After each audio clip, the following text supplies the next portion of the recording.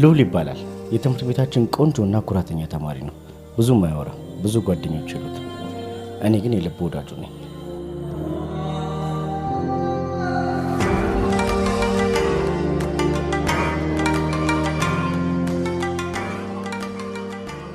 አያት ናሲያ ሉልን አይታ ነው የደነገጠችው።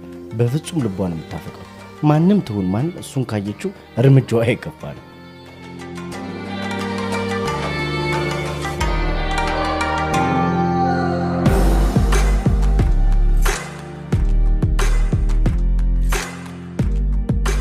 ኤሊዝ ይባላል። የሀብታም ልጅ ነው።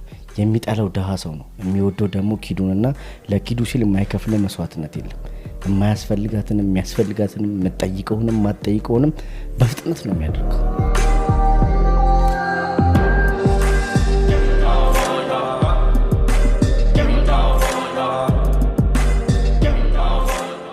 ኪዱ ማለት እሷ ነች።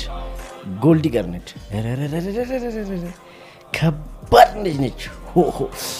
አያደርሰው።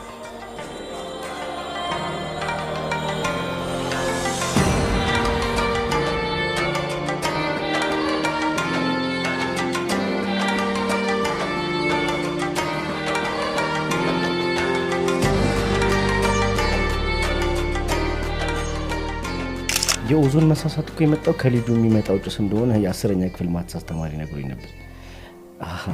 ለካ ማትስ ላይ ስለ ኦዞን መሳሳት አያውቅም። ለማንኛውም ግቢ ውስጥ ያለውን የሚጨሰውንም የማይጨሰውንም ሁሉ ተጨሳለች። አቤት ጭስ!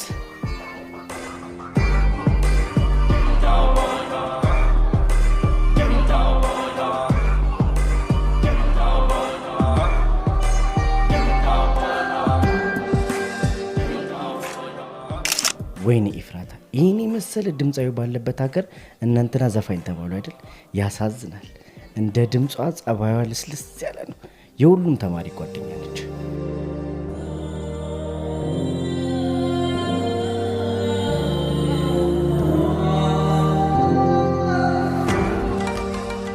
ሮቤ ግቢው ሲግማ ነው።